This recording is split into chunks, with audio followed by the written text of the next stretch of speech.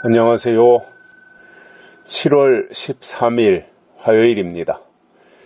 정상적으로라면 오늘 진리축제가 열리는 날인데 이게 코로나가 또 급격하게 확산되면서 이달에도 진리축제를 할 수 없게 됐습니다. 굉장히 아쉽습니다.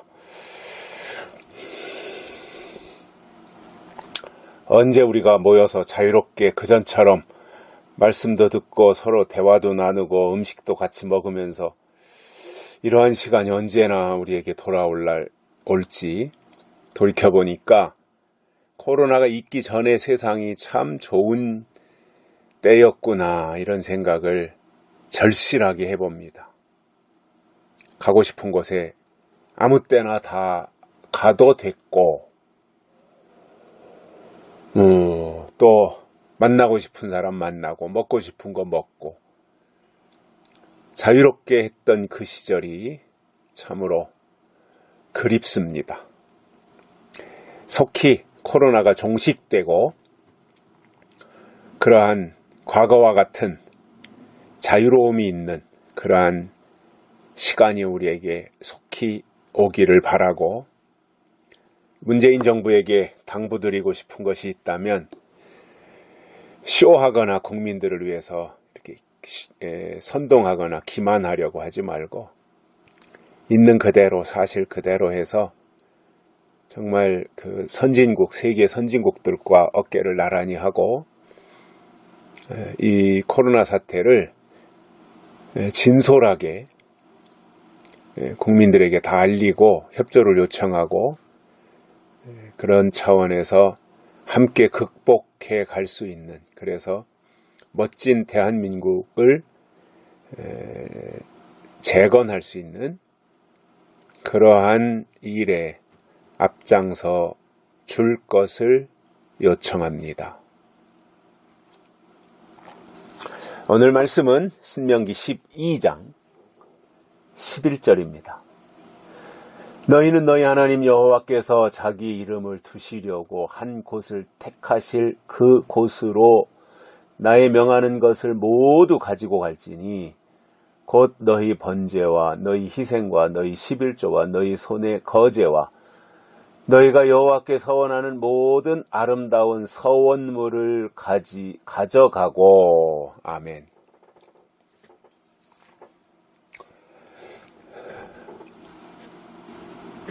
하나님의 백성들이 중요하게 생각해야 될 것이 있습니다. 하나님이 히브리 민족 이스라엘 백성들에게 강조한 내용이 신명기 12장에 아주 중요한 것이 한 가지 나옵니다. 이건 우리가 정말 기억해야 될 부분이라고 보고 또 소중히 여겨야 될 그 부분이라고 저는 생각을 하거든요. 그게 뭐냐면 하나님이 자기 이름을 두시려고 택하신 곳이 따로 있었단 말이에요. 물론 하나님은 자유로운 분이시니까, 영이시니까 그야말로 우주에 충만하신 분이고 안 계신 곳이 없죠. 하나님은 무소부재하신 분이잖아요. 어디든지 계신 분이잖아요. 그러니까 하나님이 크신 분인데, 하나님이 어디든지 계시니까 우리가 어디든지 계신 그 하나님을 향해서 어디서든지 하나님께 제사나 또는 신약적으로 예배할 수 있고 예물을 드릴 수 있고 그것을 하나님이 받으실 수 있겠지요. 그런데 하나님이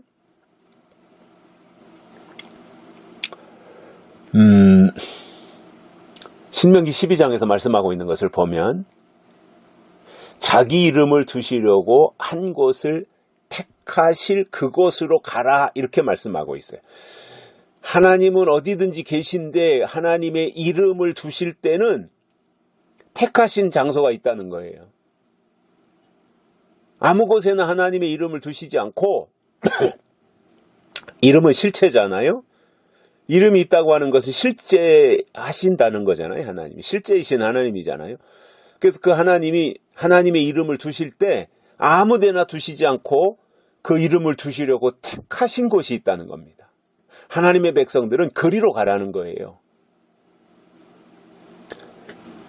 지금으로 말한다면 아무 곳에나 예배한다고 해서 그것이 다 신령과 진정의 예배가 되는 것이 아니라 하나님이 자기 이름을 두시려고 택하실 그 곳으로 가서 거기서 예배해야 하나님이 받으시고 거기서 11조도 드리고 번제도 드리고 이렇게 해야 그것을 하나님이 받으신다는 말입니다. 이것은 좀 폭넓은 의미로 보면 은혜시대에 구약에서는 성막 또는 회당 이런 곳에 하나님의 율법이 있죠. 법궤가 거기에 있었으니까요. 그러다 신약에 와서는 교회에 예수 그리스도의 법이 있었으니까요. 교회가 중요했죠. 구약에서는 성막이 중요했고요. 신약에서는 교회가 중요한 거죠. 왜냐? 거기에 예수 그리스도가 계시니까요. 그런데 은혜시대가 끝나고 성경이 말하는 새로운 시대를 앞두고 그야말로 젖과 꿀이 흐르는 가나안 땅에 가는 심정으로 하나님이 예비하신 새하늘과 새 땅을 향해서 우리가 행진할 때 중요하게 생각해야 될 것이 이 부분이에요. 하나님이 자기 이름을 두시려고 택하신 곳이 있다는 겁니다. 신앙은 하나님이 자기 이름을 두시려고 택하신 곳이 어디인지 알고 그곳으로 향해 나가야 됩니다. 그리고 거기서 제사를 드리고 예배를 드리고 말씀을 들으며 하나님의 약속으로 채워서 하나님의 뜻을 되새김질하며 우리의 속사람을 키워나가야 되는 거예요. 그 내용을 지금 신명기 12장에서 설명하시는 겁니다. 그래서 하나님이 자기 이름을 두시려고 택하신 그 곳으로 모든 것을 가지고 가라는 거예요. 그래서 거기로 모두 가지고 갈지니 거기서 번제와 희생과 11조와 거제와 너희가 여호와께 서원하는 모든 아름다운 서원물을 거기로 가지고 가라는 거예요. 아무 데서나 드리지 말고 하나님이 자기 이름을 두시려고 택하신 그곳으로 가지고 가서 거기서 하라는 거예요. 자, 이 부분을 잘못하면 이단이 됩니다. 이단은 항상 어느 장소로 모이라고 합니다.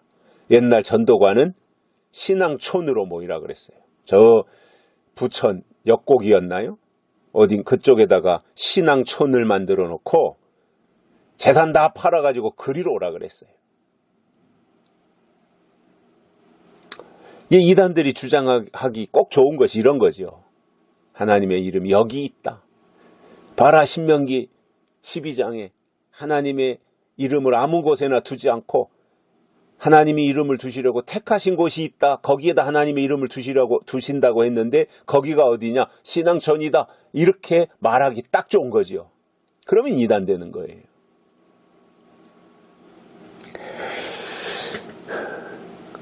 신앙촌이 아니라 어떤 특정 종교가 말하는 이단들이 말하는 어느 지역, 어느 장소 그것이 아니라